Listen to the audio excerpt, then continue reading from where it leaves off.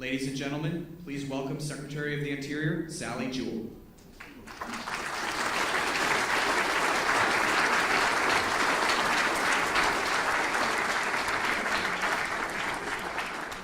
Well, thank you. What a beautiful room. And don't you just love having the flags of all of your nations here? It's not the Department of the Interior. We love hosting you in our building, but yeah, please sit down. Sorry.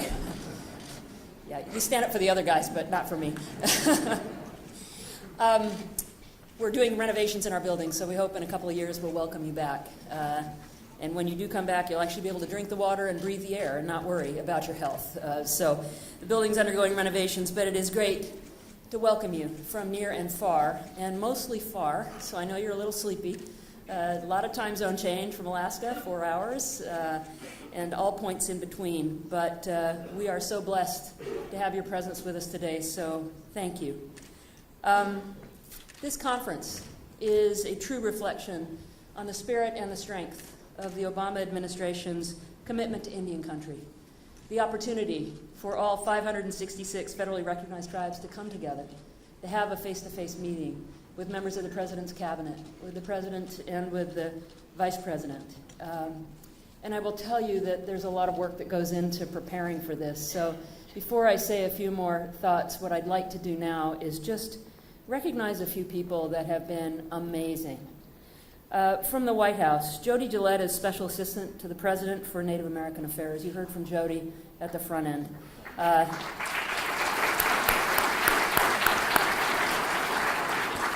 Jody does incredible work, and incredible work alongside us. And her partner at the White House, the Associate Director for Intergovernmental Affairs, is Raina Thiel. Let's give Raina and the White House folks a round of applause. I also want to quickly acknowledge my colleagues from the Department of the Interior who work alongside the White House in putting this together. They're led by Kevin Washburn and Larry Roberts and Anne-Marie Bledsoe Downs and Sarah Harris. But there are many people, lots of them pulling all-nighters over the last few nights. Sleepy ones that you see have been doing this to make sure that this conference is great for you. So could we give the team at Interior and the White House a big round of applause? Thank you, all of you.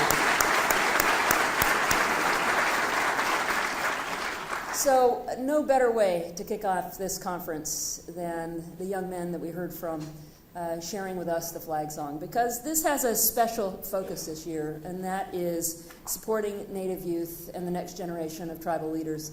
I know the youth ambassadors raised their hands. I know that our two young men did a beautiful job. Could we just give those young men for their courage a round of applause? They're in the back corner.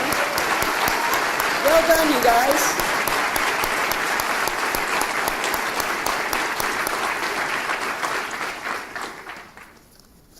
It's clear that language and culture is alive and well in those two young men.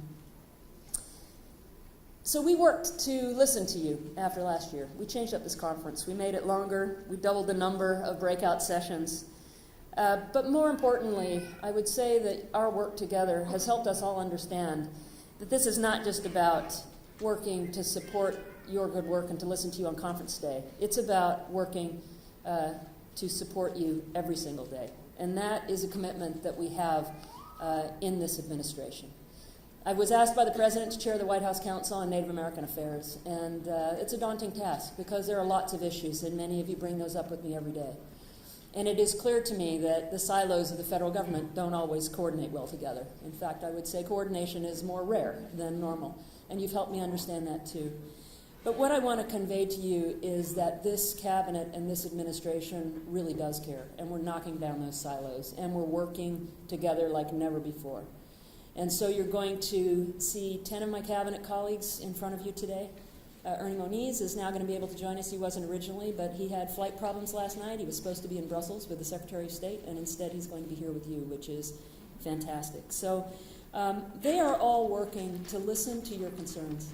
Last time we had a White House Council on Native American Affairs meeting, I hosted a call for you to participate. We had 80 of you on the phone.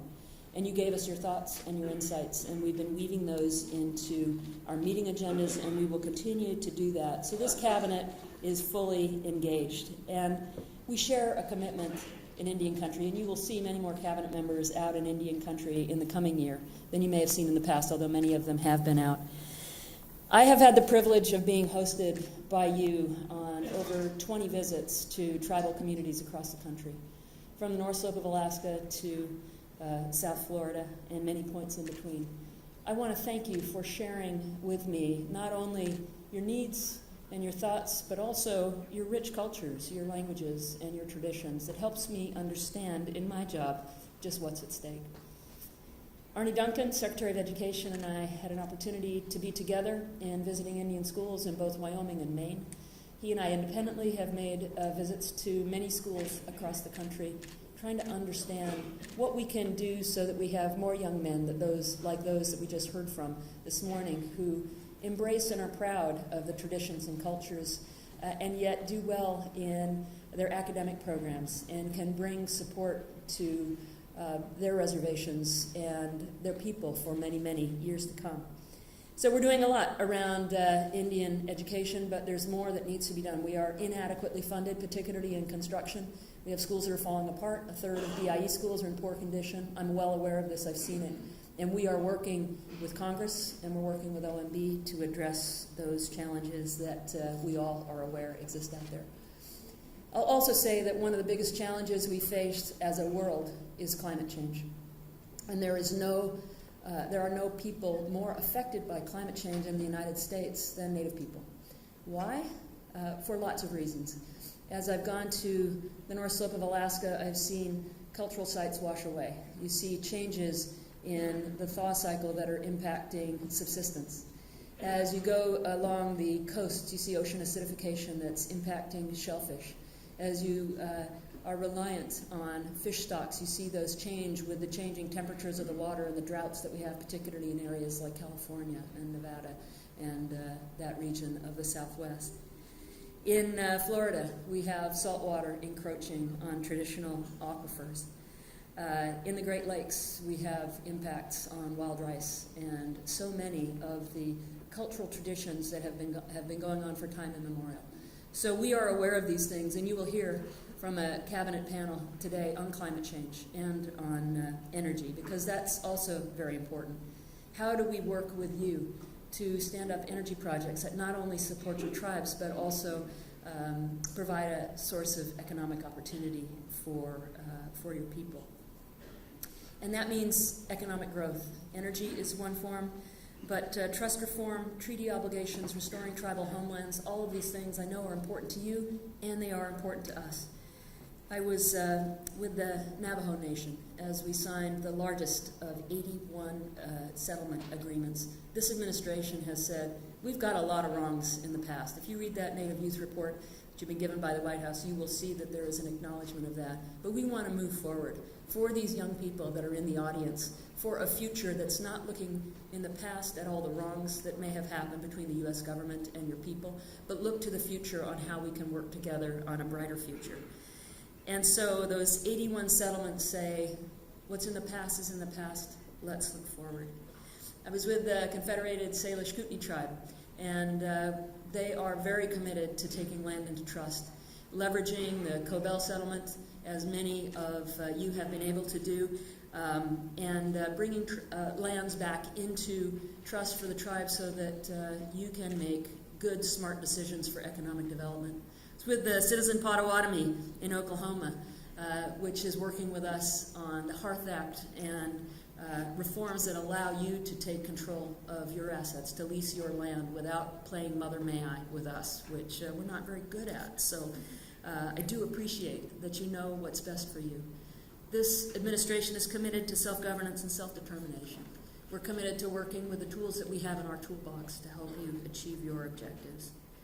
So I want you to know that the time that I have spent with you has made an enormous difference in deepening my commitment to Indian country and to supporting your vision for a strong and prosperous future, something that I share with the President of the United States, the Vice President, who you'll hear from soon, and the rest of the administration. The President's visit to Standing Rock, which you'll hear about, was powerfully moving to him. But I am so appreciative that our President now understands what you all understand, which is what's at stake for your people and how important it is that we do work together because the issues are complex. So the actions that we're taking now, whether they're on education or climate change, trust reforms, are all with an eye to the health and prosperity of the next generation. Thank you, young people, for being here. Thank you for picking up the mantle of leadership, which you have already picked up, following in the footsteps of your elders. And I think we have some Navajo code talkers here. We had our women warriors who carried the flags in. Indian country is so powerful in our military and our armed forces in representing what we all depend on for freedom. So every visit, every day in this job has deepened my respect and admiration for you, the leaders of our First Americans. Thank you for what you do for the next generation. Thank you for your support of what we need to do in support of you. I very much appreciate this. I look forward to spending the day with you, and I hope you have a fantastic conference. Thank you.